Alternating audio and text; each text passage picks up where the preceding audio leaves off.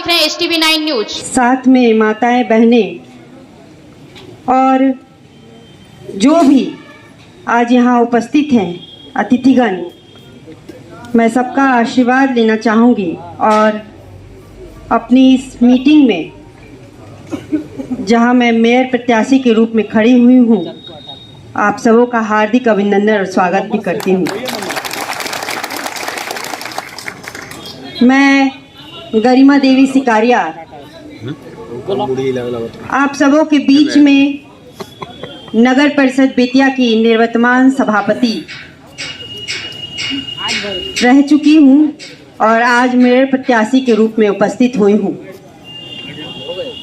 आप सबों के बीच में उपस्थित होने का कारण, आप सबों को एकत्रित करने का कारण एकमात्र यही है कि आप सब कोई, जितने लोग आज यहाँ मेरे लिए आए हैं और मेरे लिए मेरे पे विश्वास दिखा रहे हैं और मुझे उम्मीद दे रहे हैं, आप सब मेरी रीढ़ की हड्डी हैं।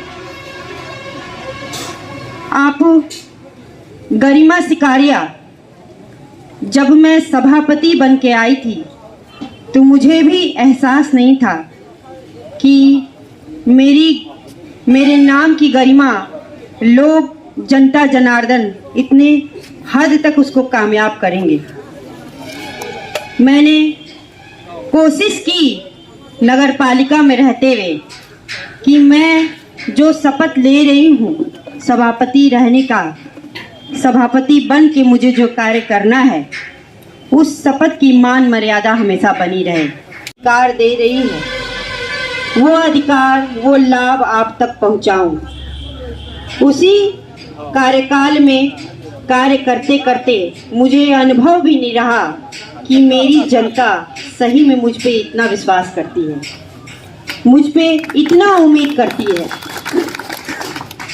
और मुझे एक महिला नेत्री, राजनीतिक नेता बना दिया गया। खैर, मैं क्या बोलूं इसके लिए कि मैं आज जिस जगह भी जाती हूँ, आप सबों का आशीर्वाद, हर उस बच्चे की ज़बान पे मेरा नाम, हर उस महिला की एक आस, हर उस परिवार में मेरा नाम और उसको वो उम्मीद जो दिखाई देती है, मुझे बहुत संतोष देता है। हर वो व्यक्ति जो मुझे पहचानता है, मुझे जानता है और मुझ पे आश टिका के बैठा है कि अगर मैं मेयर के रूप में आऊँगी तो ज़रूर उसके लिए ज़रूर कुछ करूँगी। तो ये मेरे लिए बहुत बड़ा धन है। जल्दी आप ये समझिए कि हम लोग भी संघर्ष करके आए हैं। जब सभापति पद मैंने लिया था 2017 में, तो मेरे लिए मेरे पास अनुभव की कमी थी। मुझे नहीं पता था कि नगर पालिका कैसे चलाई जाती है, मुझे नहीं पता था कि जनप्रतिनिधि को कैसे बिहेव करना चाहिए, उसकी व्यवहारिकता क्या होती है। लेकिन कदम दर कदम चलते चलते मैंने बहुत कुछ सीखा और आप ही जनता ने मुझे सिखाया। हर स्टेप पे मुझे साथ दिया गया।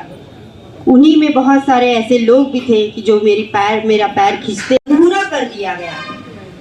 जैसा कि सबने बताया कि क्या क्या कार्य मैंने किया और कैसे कैसे किया, लेकिन वो सपना पूरा नहीं हो सका। बहुत लोग ऐसे थे, क्योंकि शुरू से सिस्टम ऐसे बना हुआ है।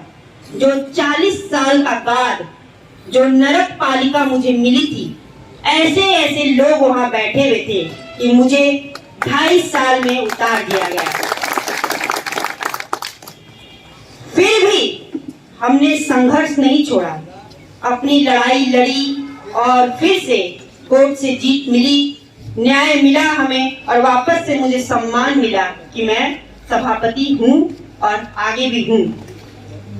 उसी नगर परिषद से नगर निगम बन जाने के दौर में आज मेयर का चुनाव हो रहा है। उसकी प्रत्याशी के रूप में आप सबों के सामने खड़ी हूँ।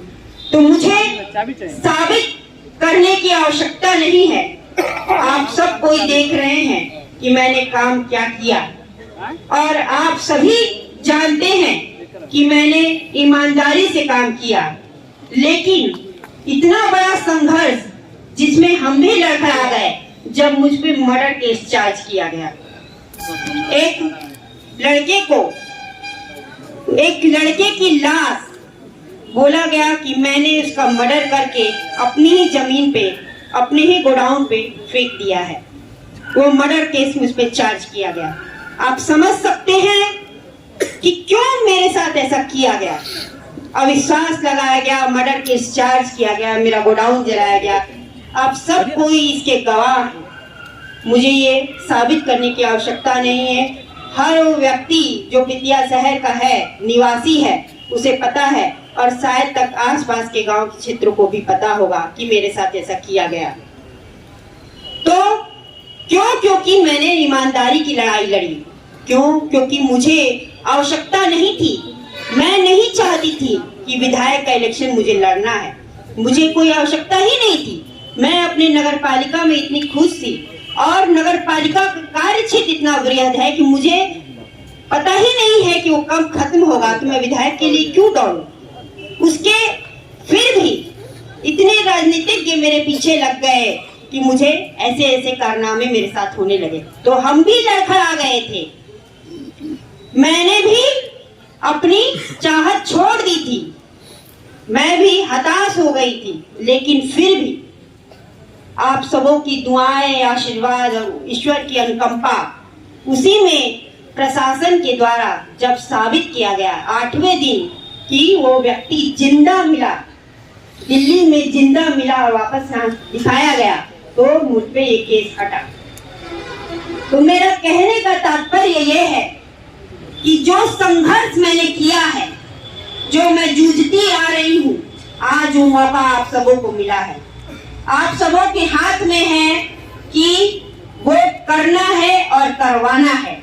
ये वोट उस बूथ तक पहुंच जाना चाहिए, उस डब्बे में कैद हो जाना चाहिए, ईवीएम मशीन तक पहुंच जाना चाहिए कि आपको जितना संघर्ष मेरा आ रहा है, जिस जनता ने भी मेरा संघर्ष देखा है, उसको साबित किया जाए कि ईमानदार व्यक्ति कभी हार नहीं सकता, सत्य कभी पराजित नहीं हो सकता। दुर्बल हो सकता है लेकिन पराजित नहीं हो सकता। तो आप सबों को ये साबित करना होगा, क्योंकि ये अंतिम पड़ाव है। ये जो चुनाव होने वाला है 28 दिसंबर को, जो चुनाव होने वाला है, मेरे भविष्य का निर्णय लेगा।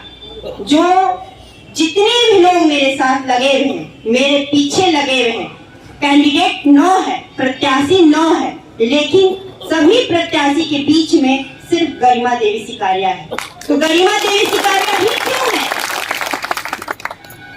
मैं चाहती हूँ कि इस बेतिया का भविष्य बने, इस चंपारण को भी पता चले कि नगर निगम क्या होता है, विकास क्या होता है। मैं चाहती हूँ कि आप सब मिलकर लोगों को एहसास कराएं कि ईमानदारी की हमेशा जीत होती है, सत्य की हमेशा जीत होती है। और खास तौर से उन युवाओं को बोलना चाहूंगी कि जिनका भविष्य लड़खड़ाते आया है हमेशा से। जब कोरोना महामारी आई थी तो हम लोगों ने देखा था कि कितने प्रवासी पलायन करके यहाँ वापस आए। बताइए कि बिहार के लोग केवल मजदूर बनने के लिए हैं? आप खुद बताइए। खड़ी रहूंगी, हर को न्याय दिलाऊंगी, वो अधिकार दिलाऊंगी जो सरकार आप तक पहुंचाना चाहती है।